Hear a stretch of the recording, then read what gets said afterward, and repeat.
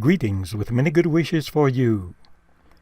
I'm pleased to share with you the first study in the series entitled Prophetical Lights in Dark Places.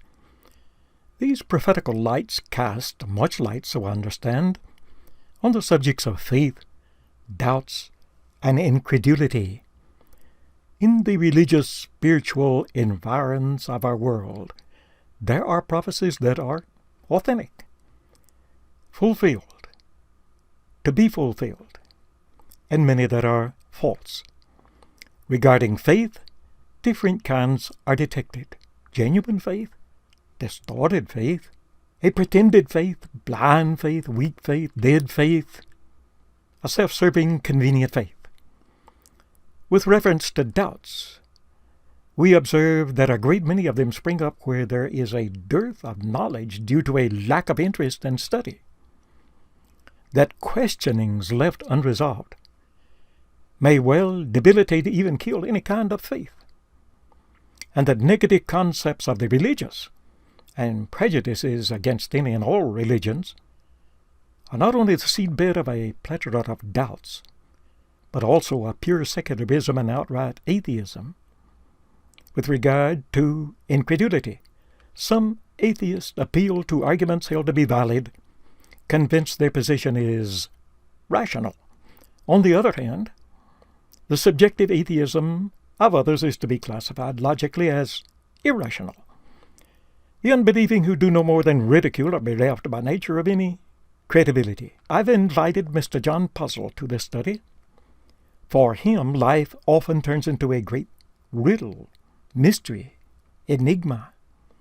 His dilemmas of the mind and spirit I myself have also confronted once and again across the years of my youth and adulthood on the surface of this extraordinary blue planet, Earth of the solar system, in the Milky Way.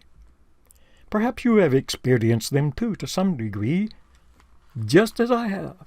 I kindly ask you and Mr. Puzzle to not reject my invitation to this study on prophetical lights because of the principal emphasis precisely on prophecies. Personally, in my battles to overcome doubts, isolate incredulity, and have a robust faith in which I could be confident and joyful, fulfilled Bible prophecies, and those presently being fulfilled, have played and continue to play a decisive role. Let me be perfectly clear. Prophecies found in the Bible and not in other books, nor those proclaimed by the hordes of self-appointed prophets and prophetesses of these times. As for me, I am not a prophet, but a student of prophecies. Please take a little time to get to know Mr. John Puzzle, an intriguing personality with three alternating views of himself, so that you will not miss, as he has up to now, seeing the first prophetical light of this series. He has missed it, up to now, because of his real state of mind, ego, inner man. About 3 miles from the business where John works, there is a wide, fertile field where wheat is sown. Now and then he stops to contemplate for a few moments that beautiful nature scene, thinking about how the earth produces such great quantities of grain for human and animal consumption, fascinated by the great solitary tree barely visible on the horizon, and marveling at the vast heavenly vault above, with its hues of blue and little white clouds, he says to himself, truly, there are very strong reasons for believing in an almighty Creator. In the image on the right that John Puzzle has of himself, he visualizes an enormous galaxy, projecting it in his imagination in the heavens above the tree, and his faith grows even more as he is genuinely impressed by the enormity, design, and precision of the material universe. This is John's positive view of himself. However, a negative view takes hold of him on other occasions, as in the image of himself on the left before the same scene. Few pieces of the puzzle of his life remain interconnected. Flickering across his mind are disturbing visions of multitudes of malnourished men, women, and especially children around the globe. Deeply troubling visions of ceaseless injustices of life, of widespread vices and criminal activities, of civil, racial, and political violence, rampant in not a few areas, of fearful plagues and devastating diseases that result in great suffering and premature death for millions, of extremely violent weather systems that destroy crops, forests, buildings, houses, and lives. Other such visions from the dark side often swirl through his head and heart. Thus ruminating, his mind and spirit become filled with thick, wispy tendrils of bleakness. Doubts sap his intellect, heart, and soul, and his faith is whisked away by the cold winds of skepticism and incredulity.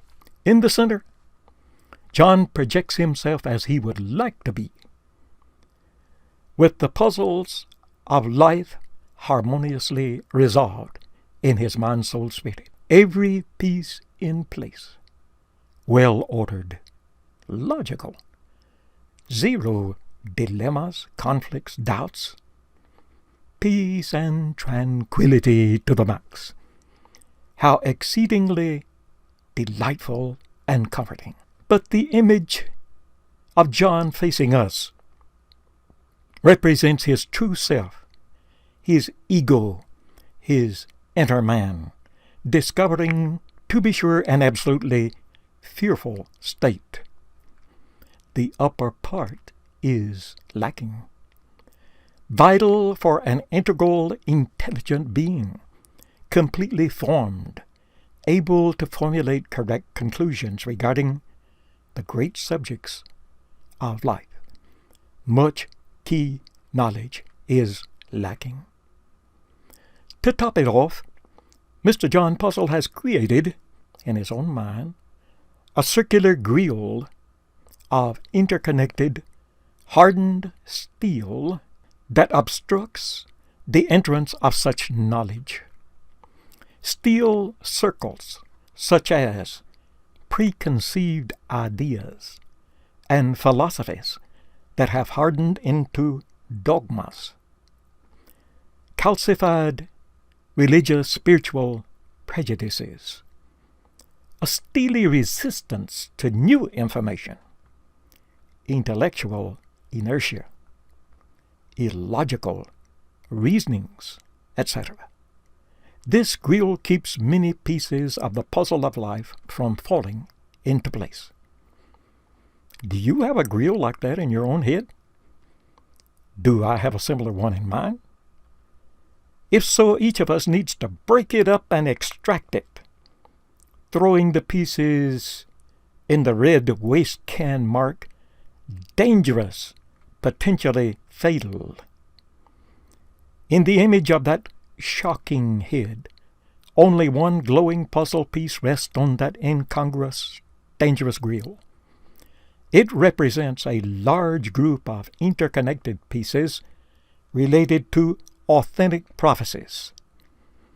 Some writing on the shining puzzle piece constitutes a very important clue to the puzzles of life, to wit, the words, "And we have more firm the prophetic word, to which we do well giving heed, as to a lamp shining in a dark place, till day may dawn, and a morning star arise in your hearts."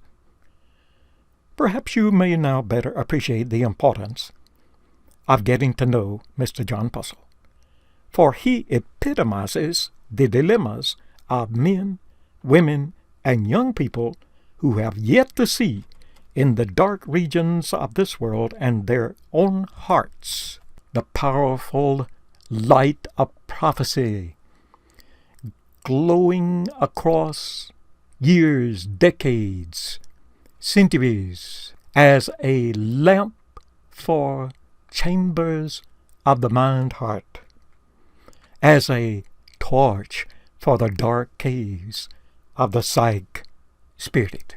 In the second video of the series, we see and describe and apply the first prophetical light.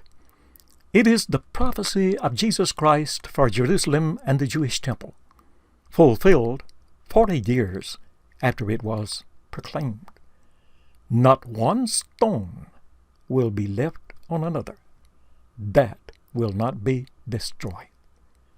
I invite you to see the amazing, complete fulfillment of this shocking prophecy. My name is Dwayne Shapley, teacher and evangelist at the service of Christ and His Church. My internet site is www.editoriallapaz.org. More than 2,000 articles and in-depth studies, most in Spanish, 50 plus in English, in various formats.